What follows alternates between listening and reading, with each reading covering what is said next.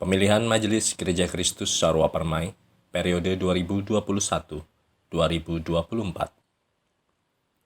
Terima kasih kepada jemaat yang telah berpartisipasi, mengisi dan mengumpulkan formulir pemilihan bakal calon majelis. Kita akan memasuki tahapan selanjutnya dalam proses pemilihan majelis ini. Mohon dukungan doa dari Bapak Ibu Jemaat sekalian. Pengumpulan celengan keluarga. Majelis dan Panitia Pembangunan mengucapkan terima kasih kepada Bapak Ibu Saudara-saudari jemaat sekalian atas partisipasinya sehingga celengan keluarga berhasil terkumpul sebanyak 64 celengan dengan dana terkumpul sebesar Rp47.879.100 update per 30 Juli 2020. Persiapan new normal kegiatan ibadah di Gereja Kristus Sarwa Permai. Majelis Jemaat sedang melaksanakan persiapan untuk memulai kembali kegiatan ibadah tatap muka di gereja kita. Mohon dukungan dan kesadaran dari kita semua untuk dapat mengikuti dan mentaati prosedur protokol kesehatan yang akan dilaksanakan, antara lain pembatasan jumlah jemaat, memberlakukan physical distancing, wajib mencuci tangan dan melakukan pengecekan suhu tubuh sebelum masuk gedung gereja, wajib menggunakan masker atau face shield. Jemaat yang kurang sehat, lansia, dan anak-anak yang rentan tertular penyakit disarankan untuk beribadah di rumah. Jaga jarak, jangan berkerumun, dan hindari kontak langsung. Tanggal pasti awal ibadah perdana new normal di GKSP akan kami informasikan kemudian.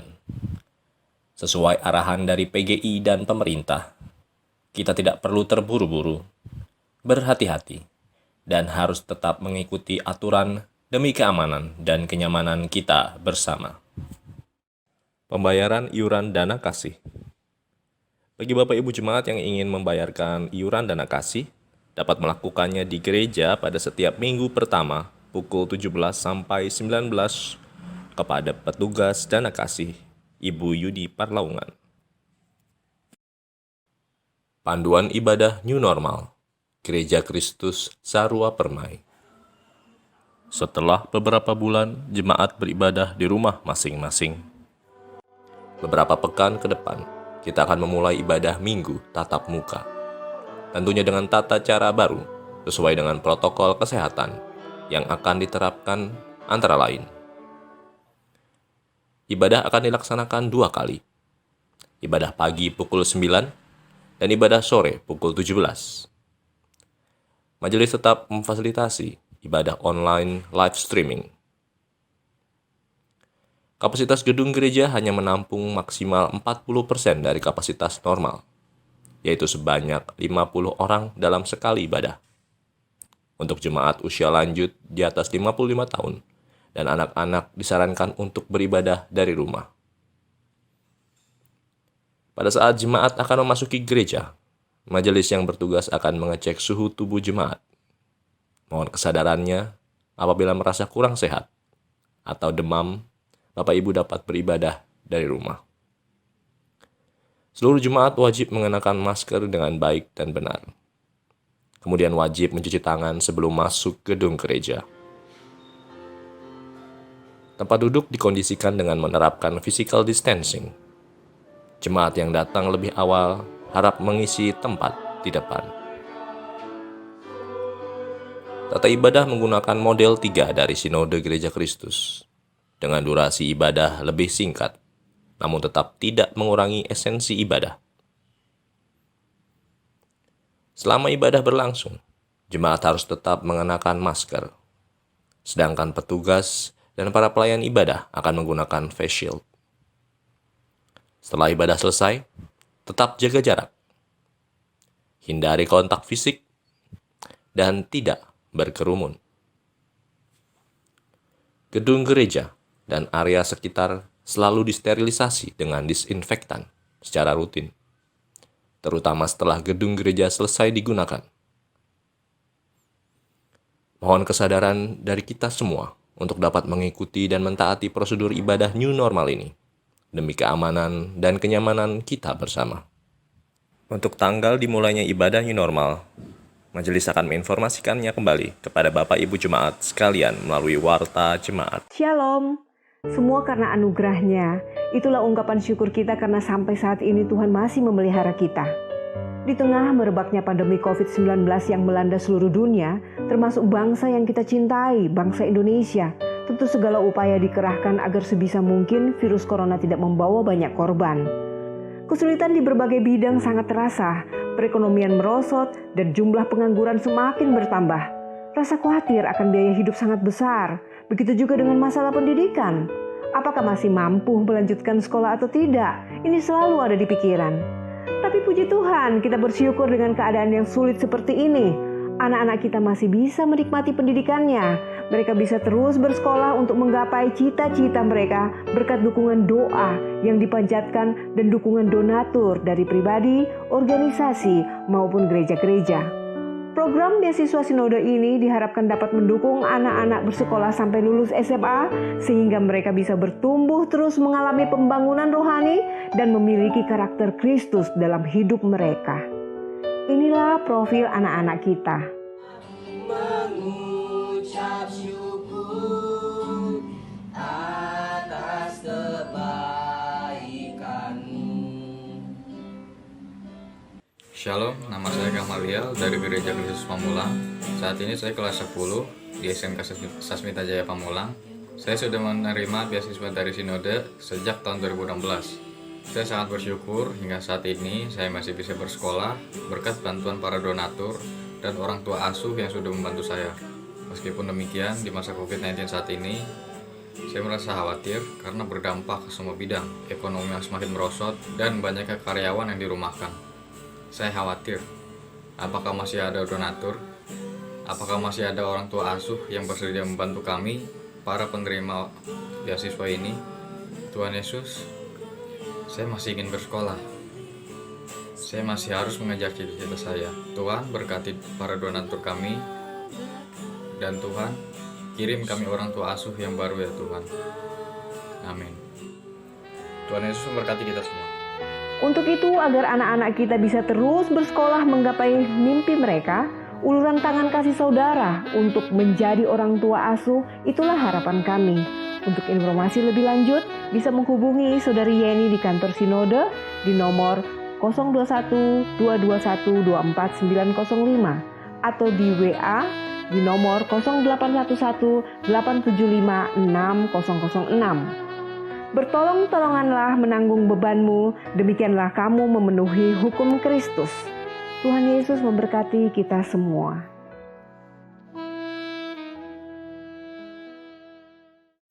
Shalom, selamat pagi, selamat hari Minggu Jemaat yang terkasih. Ketika kita membuka mata dan masih dapat menghirup udara segar pagi ini, ketahuilah bahwa semua itu adalah semata-mata anugerah pemberian Tuhan kita.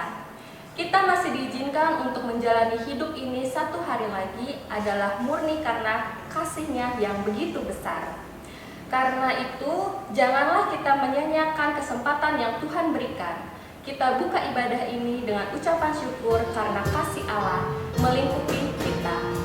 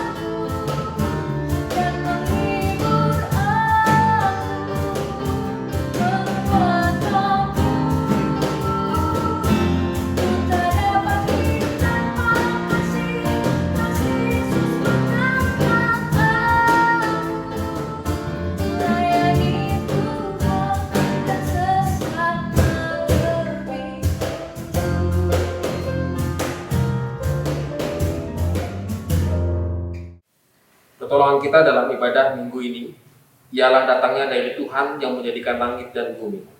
Allah yang makasih, yang kasih setianya kekal sampai selama-lamanya. Kasih karunia dan damai sejahtera dari Allah Bapa kita dan dari Tuhan Yesus Kristus menyertai saudara sekalian.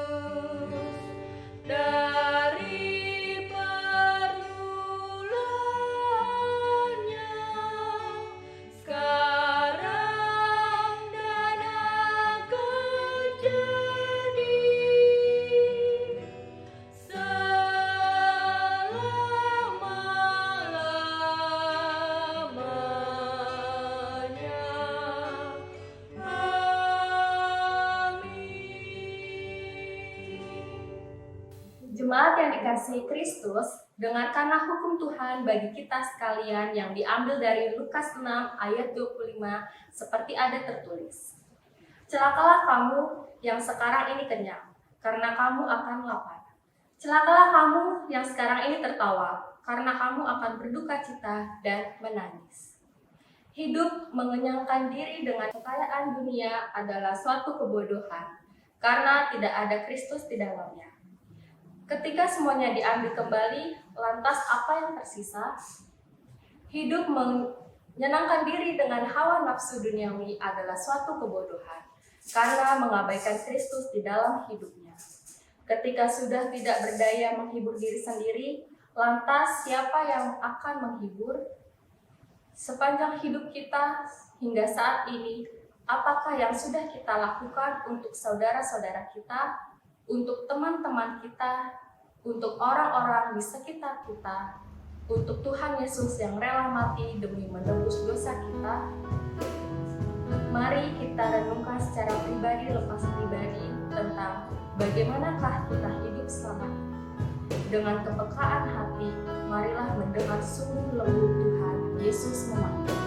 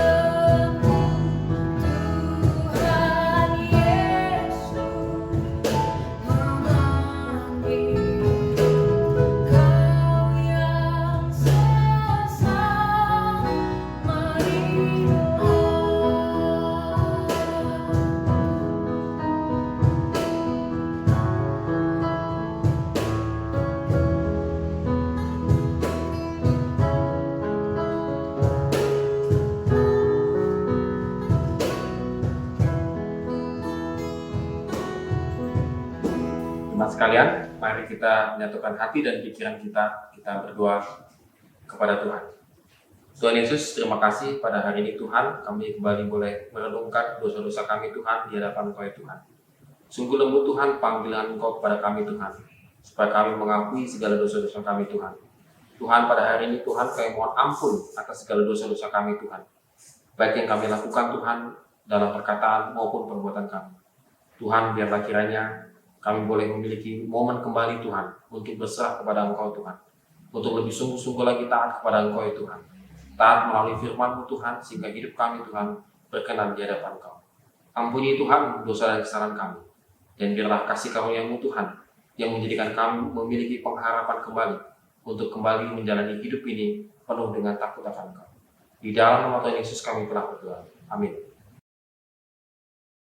Kita telah diselamatkan oleh Yesus Kristus dari hukuman maut. Tetapi apakah sebenarnya kita layak diselamatkan jika hidup kita masih jauh dari kehendak-Nya? Mari kita dengan kerendahan hati menerima firman Tuhan yang akan segera ditaburkan. Inilah umat-Mu yang rindu akan suara-Mu. Ya Tuhan, bersabdalah.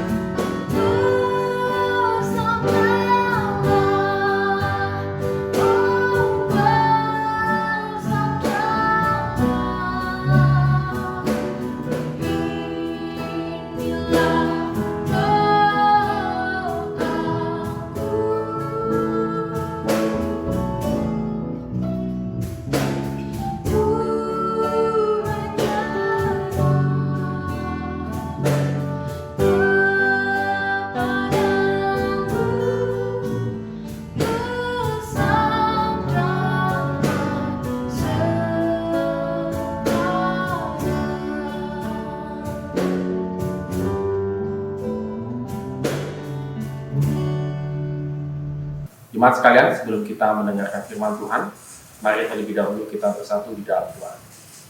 Bapa di dalam surga, kami akan kembali mendengarkan firman-Mu dan merenungkannya. Biarlah kiranya Engkau pimpin kami Tuhan, biarlah Roh Kudus-Mu Tuhan yang menerangi hati dan pikiran kami, sehingga kami mampu melakukan firman-Mu Tuhan di dalam kehidupan kami hari lepas hari. Berbicaralah kepada kami Tuhan, pribadi lepas pribadi. Di dalam nama Tuhan Yesus kami telah berdoa. Amin. Shalom saudara sekalian, selamat hari Minggu. Pada hari ini, kita mengucapkan syukur karena kita boleh kembali merenungkan kebenaran firman Tuhan. Dan kita berharap semua dalam keadaan baik dan sehat. Tentunya kita tetap mengikuti anjuran daripada pemerintah untuk kita mencegah COVID-19. Saudara sekalian, marilah kita akan merenungkan firman Tuhan pada hari ini dengan tema pembenaran karena iman. Diambil dari Roma pasal 10 ayat 4 sampai dengan ayat yang ke-15. Demikian firman Tuhan. Sebab Kristus adalah kegenapan hukum Taurat, sehingga kebenaran diperoleh tiap-tiap orang yang percaya. Sebab Musa menulis tentang kebenaran karena hukum Taurat. Orang yang melakukannya akan hidup karenanya. Tetapi kebenaran karena iman berkata demikian. Jangan katakan di dalam hatimu, siapakah akan naik ke surga, yaitu untuk membawa Yesus turun, atau siapakah akan turun ke jurang maut, yaitu untuk membawa Kristus naik dari antara orang mati. Tetapi apakah katanya ini? Firman itu dekat kepadamu, yakni di dalam mulutmu dan di dalam hatimu. Itulah firman iman yang kami beritakan. Sebab jika kamu mengaku dengan mulutmu bahwa Yesus adalah Tuhan dan percaya dalam hatimu bahwa Allah telah membangkitkan Dia dari antara orang mati, maka kamu akan diselamatkan. Karena dengan hati orang percaya dan dibenarkan, dan dengan mulut orang mengaku dan diselamatkan. Karena kitab suci berkata, barang siapa percaya kepada Dia tidak akan dipermalukan. Sebab tidak ada perbedaan antara orang Yahudi dan orang Yunani. Karena Allah yang satu itu adalah Tuhan dari semua orang, kaya bagi semua orang yang berseru kepadanya. Sebab barang siapa yang berseru kepada nama Tuhan akan diselamatkan. Tetapi bagaimana mereka dapat berseru kepadanya jika mereka tidak percaya kepada Dia? Bagaimana mereka dapat percaya kepada Dia jika mereka tidak mendengar tentang Dia? Bagaimana mereka mendengar tentang Dia jika tidak ada yang memberitakannya? Dan bagaimana mereka dapat memberitakannya jika mereka tidak diutus? Sebab ada tertulis betapa indahnya kedatangan mereka yang membawa kabar baik. Demikianlah firman Tuhan, yang berbahagialah setiap kita yang mendengarkannya dan melakukannya dalam kehidupan kita hari lepas hari. Saudara sekalian, yang diajarkan oleh Musa, oleh bangsa Israel, dan juga dicatat oleh Paulus secara tidak langsung dimulai dari ayat yang keempat dan ayat yang kelima, maka sebenarnya Musa itu sedang mengajarkan dari dulu, saudara. Sudah mengajarkan kepada bangsa Israel. Apa yang diajarkan oleh Musa kepada bangsa Israel adalah melakukan Taurat akan memperoleh hidup. Saudara, hal ini benar, bahwa ketika seseorang melakukan Taurat, itu akan memperoleh hidup. Hidup di sini itu adalah bisa dikatakan bahwa masuk ke dalam kerajaan surga. Kita bisa ingat bagaimana seorang pemuda yang kaya, yang sukses dan taat melakukan Taurat, dia meyakini bahwa ketika dia melakukan Taurat, dia akan memperoleh hidup yang kekal. Mengapa, saudara sekalian? Karena boleh dikatakan bahwa Taurat itu adalah lambang kehadiran Allah di tengah-tengah umat Israel. Ketika Musa menerima Taurat, dan Taurat itu dibawa ke tengah-tengah bangsa Israel, maka bangsa Israel secara tidak sengaja, saudara, secara langsung menyadari bahwa itu adalah lambang Tuhan hadir di tengah-tengah mereka. Kalau mereka melakukan Taurat, maka mereka akan berjumpa dengan Tuhan.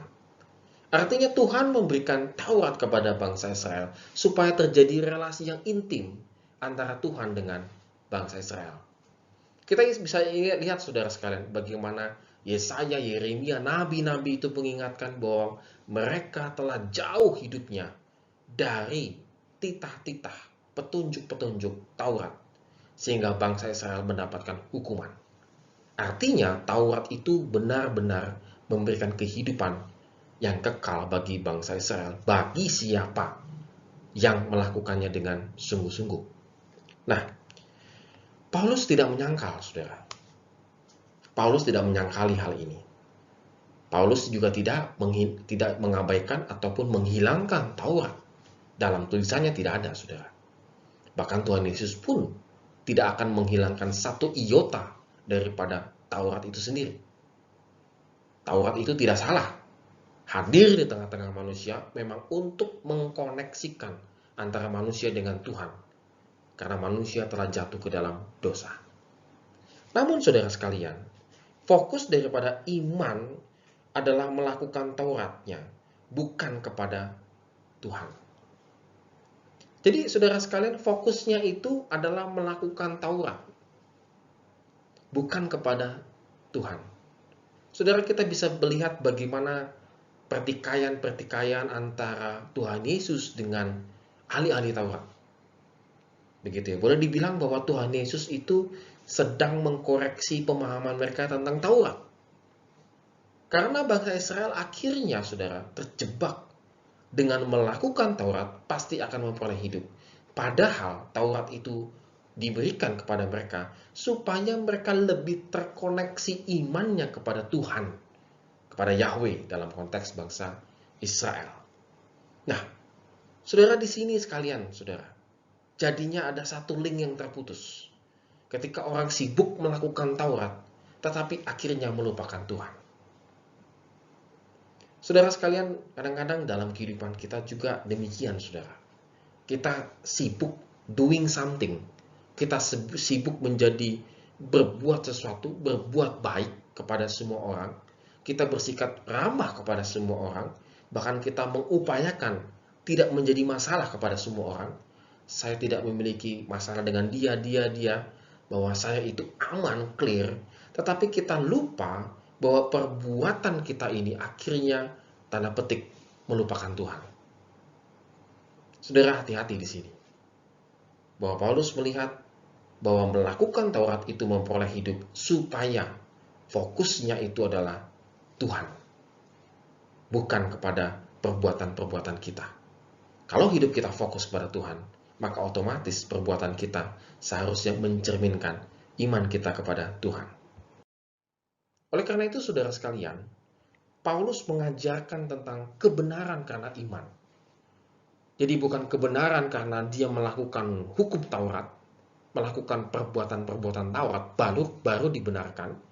Karena jika ini yang terjadi, saudara sekalian, maka sepertinya tidak ada orang yang bisa melakukan Taurat dengan sangat amat akurat begitu ya, tanpa lalai sedikit pun.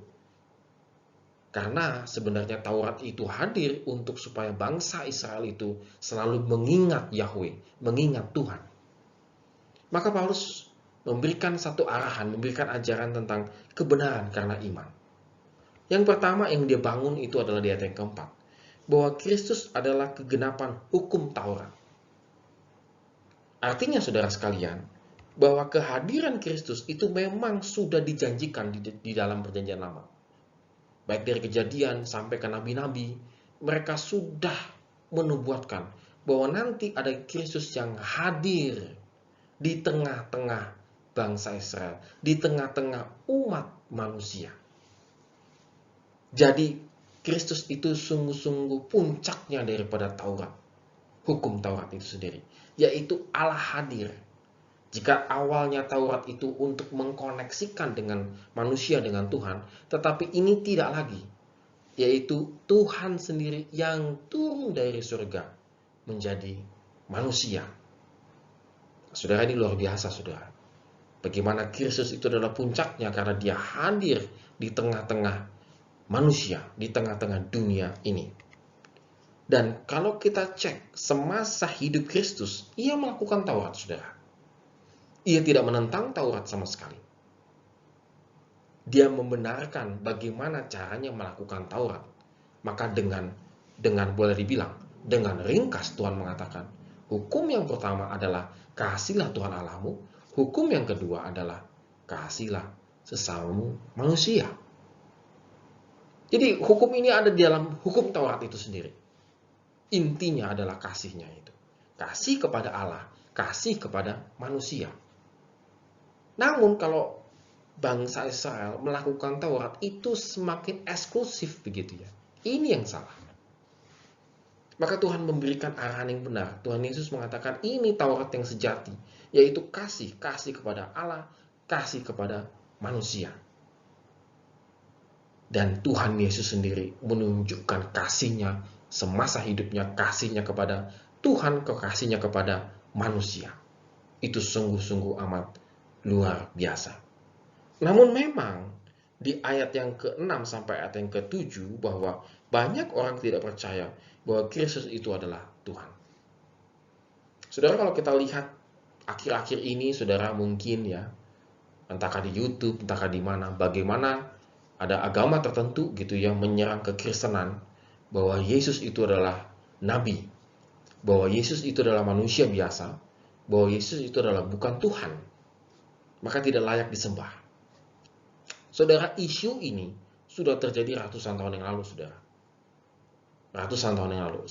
Hampir semua mungkin agama, mungkin golongan, mungkin sekte, dan lain sebagainya menyerang bahwa Yesus itu manusia biasa. Dia adalah subnya Tuhan, bukan Tuhan sendiri. Maka Paulus menegaskan bahwa memang banyak orang yang tidak percaya bahwa Kristus itu adalah Tuhan. Dan ini yang menjadi permasalahan manusia. Bagaimana manusia itu gagal melakukan perbuatan baik, melakukan perbuatan kasih. Gagal karena tidak melalui Tuhan Yesus Kristus. Oleh karena itu, saudara, Paulus menyatakan bagaimana dengan iman kita untuk percaya kepada Tuhan Yesus Kristus. Dikatakan bahwa cukup dengan percaya melalui mulut dan iman bahwa Yesus sebagai Tuhan bangkit dari antara orang mati, maka akan diselamatkan. Saudara, memang iman, saudara, percaya kepada Yesus Kristus sebagai Tuhan dan juga yang bangkit dari antara orang mati untuk menebus dosa-dosa manusia. Yang bisa melakukan hal ini adalah Tuhan itu sendiri.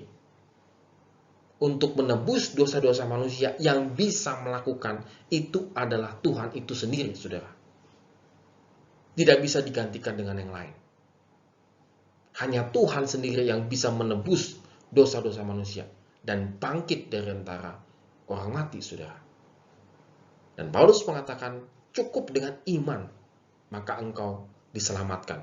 Artinya engkau akan masuk ke dalam kehidupan yang kekal itu. Saudara, dengan iman, saudara. Ada begitu banyak mungkin orang Kristen yang sudah meninggalkan imannya karena memang tidak percaya, saudara. Ada begitu banyak mungkin orang yang boleh dibilang menyerang kekristenan dengan berbagai macam argumentasi karena mereka memang tidak percaya. Tetapi kita yang percaya dengan iman, maka itu akan diselamatkan. Setiap orang yang percaya kepada Yesus Kristus itu memperoleh keselamatan. Oleh karena itu, saudara sekalian, seharusnya hidup kita tidak perlu lagi menjadi khawatir, saudara. Ketika kita menapaki usia kita, masa dari masa ke masa, mungkin saudara yang sudah masuk ke dalam usia indah, begitu ya, maka saudara sudah mulai simatupang gitu ya, siang malam tunggu panggilan. Jangan khawatir, saudara sekalian, bahwa panggilan Tuhan itu sungguh indah yang akan kita peroleh karena kita masuk ke dalam kehidupan yang kekal, kerajaan yang kekal, karena kita memiliki iman yang percaya bahwa Dia adalah Tuhan, Yesus adalah Tuhan, dan bangkit dari antara mati. Maka kita pasti diselamatkan. Oleh karena itu, mengapa usia kita semakin lama semakin indah, saudara? Karena kita semakin lama semakin akan bertemu dengan Tuhan kita, masuk ke dalam kerajaan surga. Maka kita semakin enjoy, semakin sukacita, semakin tidak ada lagi kekhawatiran, saudara. Saudara, ini menjadi perenungan kita juga, saudara. Apakah dari masa ke masa hidup kita ini, saudara ya, semakin hari semakin tua ya, saudara. Tidak ada di antara kita semakin hari semakin muda, saudara. Tetapi banyak juga orang semakin hari semakin menyangkali ketuaannya, yaitu dengan melakukan perawatan sana-sini, begitu saudara ya, untuk terlihat tampak muda begitu.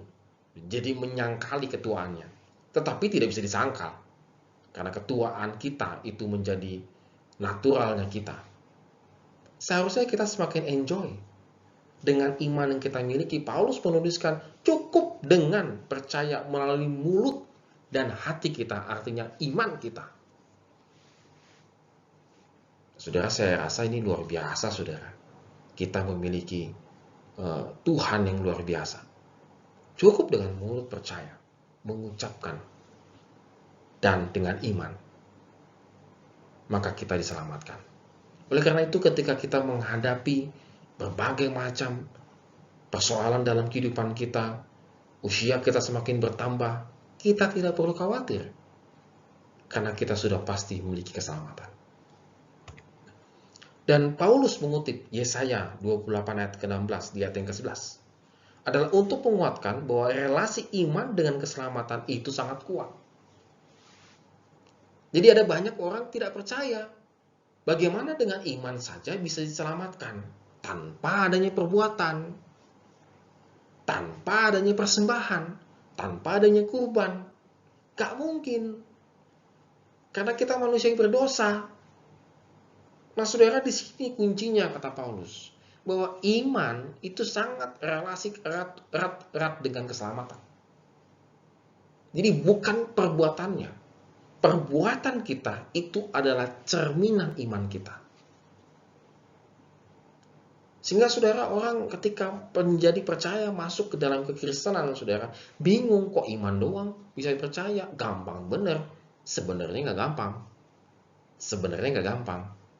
Karena ketika dia iman, percaya kepada Kristus dan diselamatkan, maka perbuatan, perkataan, seluruh kehidupannya mencerminkan keteladanan Kristus. Semakin iman kita kuat, percaya kita semakin kuat, maka kita semakin mencerminkan keteladanan Kristus dalam kehidupan kita. Kita renungkan kembali.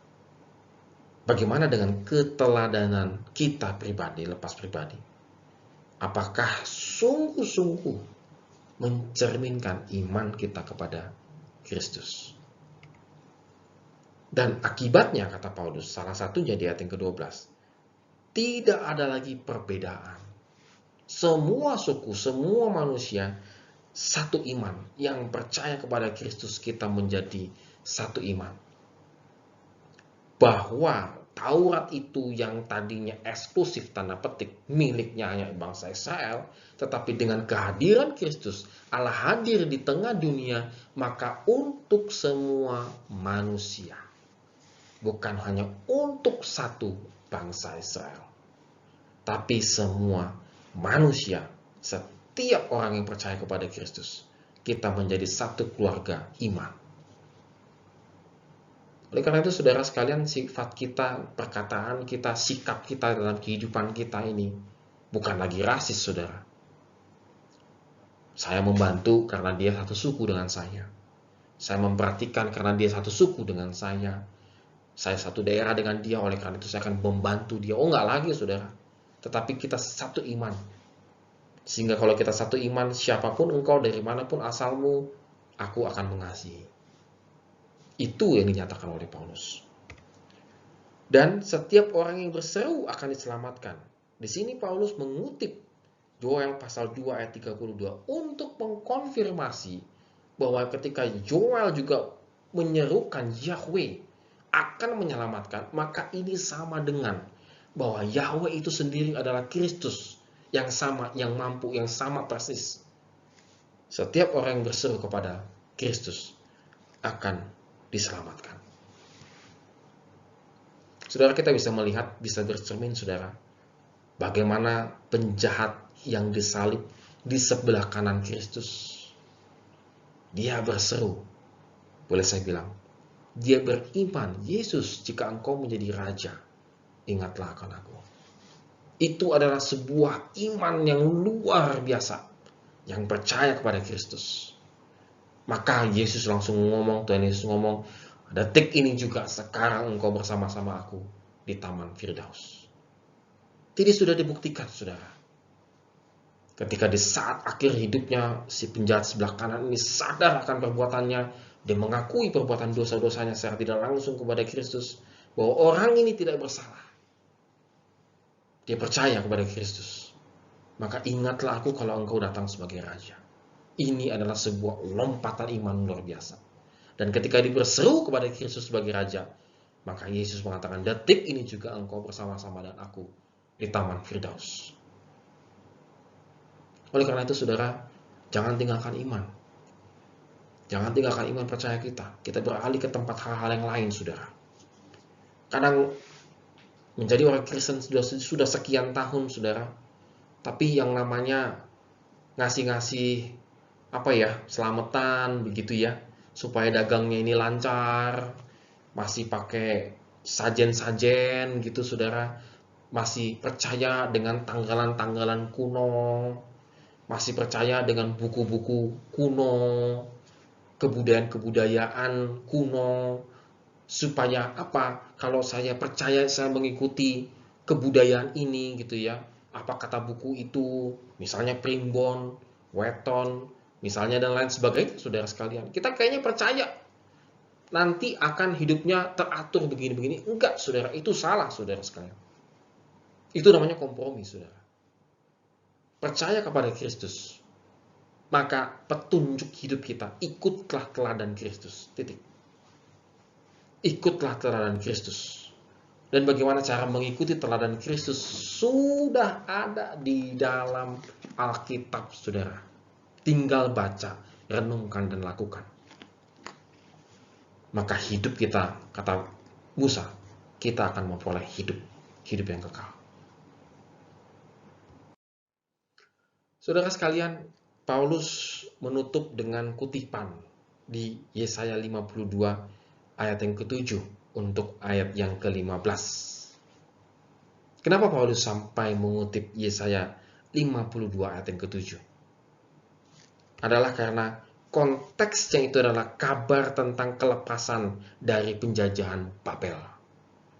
Hal ini merupakan kabar gembira.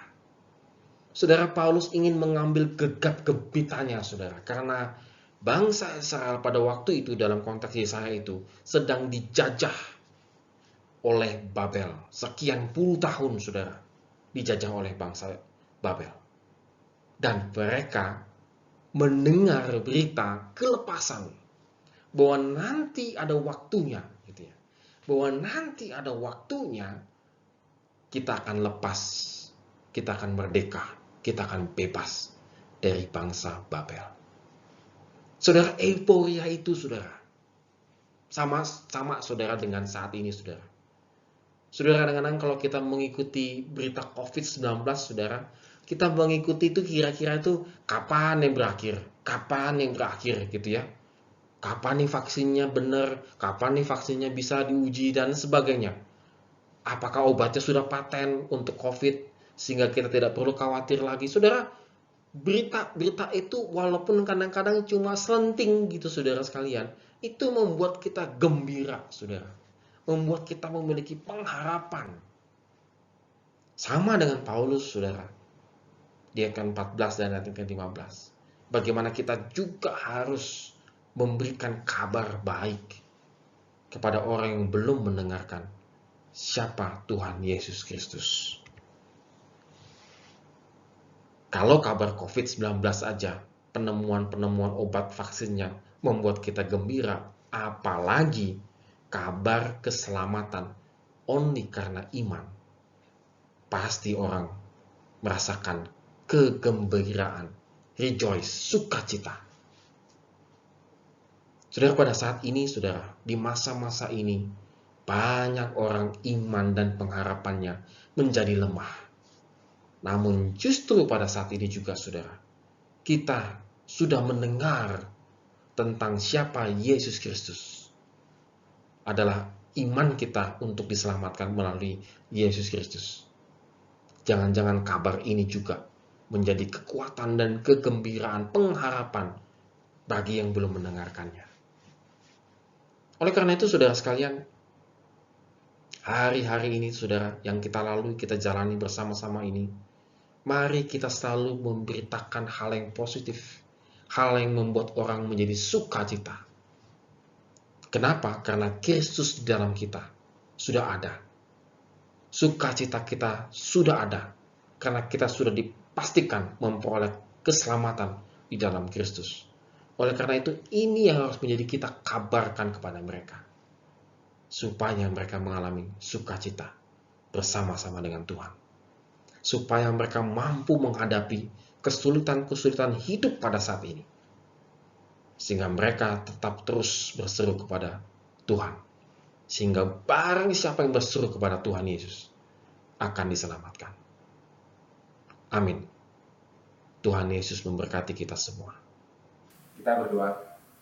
Ya Tuhan, terima kasih untuk firman-Mu yang boleh kami dengarkan pada hari ini Tuhan. Biarlah hidup kami Tuhan semakin benar di mata Engkau, dan biarlah hidup kami Tuhan sungguh-sungguh taat akan kebenaran firman-Mu. Pada hari ini juga Tuhan, kami berdoa Tuhan untuk jemaat kami. Kami berdoa Tuhan khususnya jemaat kami yang sedang sakit. Jonathan, cucu dari Budin, Saudari Ida dan Sondang Manunu, Bapak Kolai, Penat Kolai Tuhan, Rena dari cucu dari Ibu Hari, Opung Bogo dari Penatua David Purba, dan juga yang istri Tuhan, Ibu dari Penatua Hasto Tuhan. Kami berdoa Tuhan untuk saudara kami ini Tuhan, biarlah kiranya Engkau berikan pemulihan kesehatan melalui makanan, minuman, dan juga obat-obatan, dan juga keperluan medis yang lainnya Tuhan. Berkati Tuhan mereka supaya tetap setia di dalam Engkau. Kami juga berdoa Tuhan untuk pemulihan kesehatan daripada Mama dari Penatua yang bangun, Ibu Mertua dari Penatua yang bangun, Mama dari Penatua Sunokaban, Ibu Alex, Ibu Dolan Panjaitan, Ibu Hari Sujono, kepada Manik, dan juga Ibu Rimbo. Kami berdoa Tuhan, biarlah kiranya sesudah kami ini Tuhan yang telah dilakukan tindakan medis, biarlah kiranya tetap Engkau sertai Tuhan dalam pemulihannya, sehingga mereka boleh pulih dan boleh kembali memuji dan memuliakan nama Engkau. Kami juga berdoa Tuhan untuk pembangunan pastor kami, masih banyak dana yang dibutuhkan, biarlah kiranya Tuhan berikan kekuatan dan pengharapan Tuhan supaya kami mampu melunasi pembangunan pastor ini. Kami juga berdoa Tuhan untuk pergumulan jemaat kami, baik itu dalam pekerjaan, usaha, dan juga pendidikan anak-anak, kemudian dan juga dalam keluarga Tuhan. Kami juga berdoa Tuhan untuk pasangan hidup yang rindu untuk memiliki keturunan, biarlah kiranya Tuhan Yesus tolong berkati mereka Tuhan. Kami juga berdoa Tuhan untuk jemaat yang sedang mengandung, yaitu Ibu Lia, biarlah kiranya Tuhan berkati, supaya kandungannya dalam masa kandungan ini Tuhan, Engkau berikan kesehatan dan kekuatan baik ibu maupun anaknya Tuhan.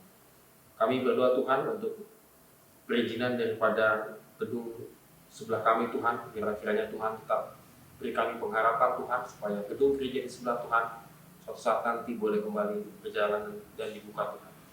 Kami berdoa Tuhan untuk pemerintahan kami yang sedang menghadapi krisis daripada pandemi COVID-19 ini Tuhan. Biarlah dalam penanganan dan juga biaya yang dibutuhkan, Tuhan Yesus tolong berkati. Urapi Tuhan Yesus. Kami juga berdoa Tuhan untuk kesehatan kami secara umumnya, biarlah kiranya kami tetap sehat Tuhan dan boleh melewati krisis ini Tuhan dengan sebaik-baiknya Tuhan. Berkati kami Tuhan dan juga berkati pemerintahan kami, supaya mereka boleh dengan bijaksana Tuhan bagaimana menentukan penanganan yang terbaik Tuhan untuk COVID-19 ini. Terima kasih Bapa di surga. Inilah doa-doa kami Tuhan yang kami panjatkan di dalam nama Yesus Kristus yang telah mengajarkan kami berdoa. Bapa kami yang di surga, dikuduskan nama-Mu, datanglah kerajaan-Mu, jadilah kehendak-Mu di bumi seperti di surga. Berikanlah kami pada hari ini makanan kami yang secukupnya, dan ampunilah kami akan kesalahan kami, seperti kami juga mengampuni orang yang bersalah kepada kami. Dan janganlah membawa kami ke dalam pencobaan, tetapi lepaskanlah kami daripada yang jahat, karena Engkau yang punya kerajaan dan kuasa dan kemuliaan sampai selama-lamanya. Amin.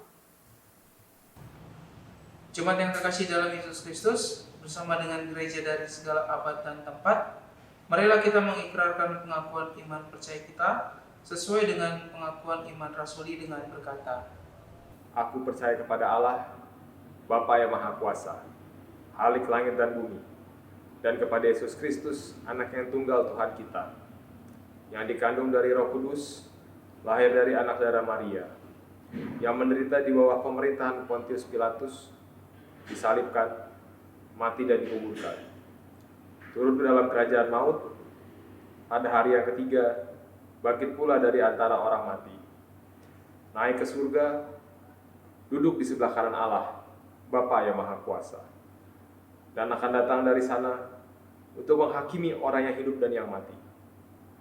Aku percaya kepada Roh Kudus, gereja yang kudus dan am, persekutuan orang kudus, pengampunan dosa, kebangkitan orang mati, dan hidup yang kekal. Amin. Jemaat yang terkasih, dengan penuh sukacita dan kerelaan, marilah kita memberikan persembahan syukur kepada Tuhan sebagai ungkapan rasa syukur kita atas segala berkat yang telah Tuhan nyatakan dalam kehidupan kita. Dengan mengingat firman Tuhan dalam 2 Korintus 8 ayat ke-12 sampai ke-14 yang mengatakan, "Sebab jika kamu rela untuk memberi, maka pemberianmu akan diterima. Kalau pemberianmu itu berdasarkan apa yang ada padamu, bukan berdasar apa yang tidak ada padamu. Sebab kamu dibebani bukanlah supaya orang-orang lain mendapat keringanan, tapi supaya ada keseimbangan. Maka hendaklah sekarang ini kelebihan kamu mencukupkan kekurangan mereka, agar kelebihan mereka kemudian mencukupkan kekurangan kamu, supaya ada keseimbangan." Persembahan dapat diserahkan dengan cara sebagai berikut. Yang pertama, transfer via bank BCA atas nama Satriani Sinukaban dengan nomor 0710 095906, atau uang persembahan tunai dimasukkan ke dalam amplop di masing-masing keluarga yang kemudian dapat diserahkan dalam kotak persembahan di Gereja Kristus Sarwa Permai pukul 17.00 sampai 19.00. Jemaat yang terkasih, mari kita membawa persembahan dengan pujian dari Nafiri Rohani 184 ayat pertama dan ketiga, "Jadikan aku saluran berkat."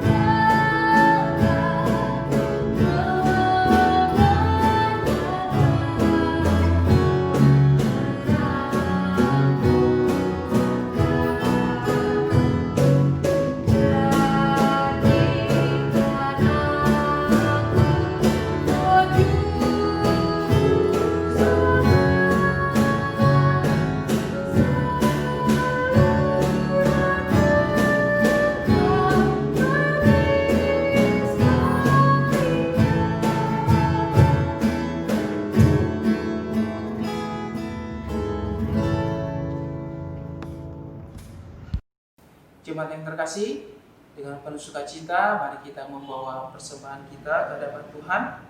Mari kita berdoa.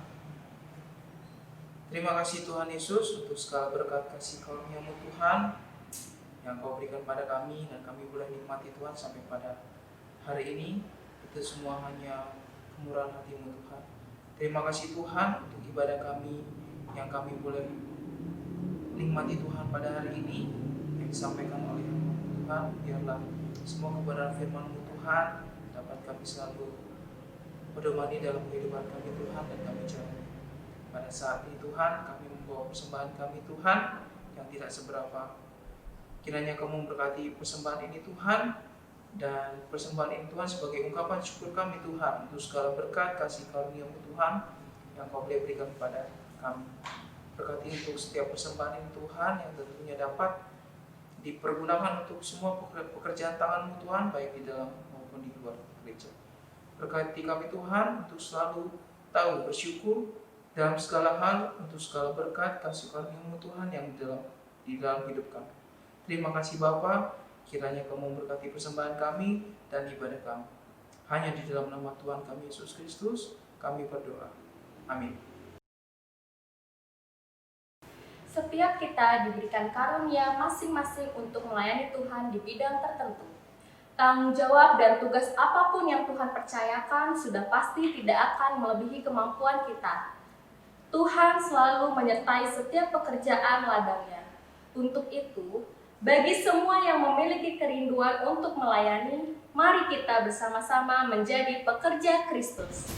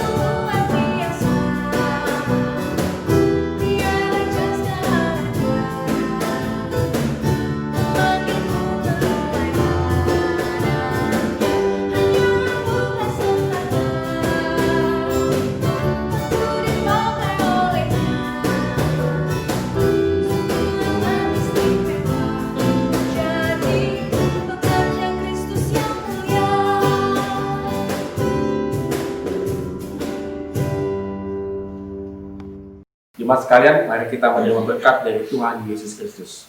Tuhan memberkati engkau dan melindungi engkau. Tuhan menyinari engkau dengan wajah-Nya dan memberi engkau kasih karunia. Tuhan menghadapkan wajah-Nya kepadamu dan memberi engkau damai sejahtera. Amin.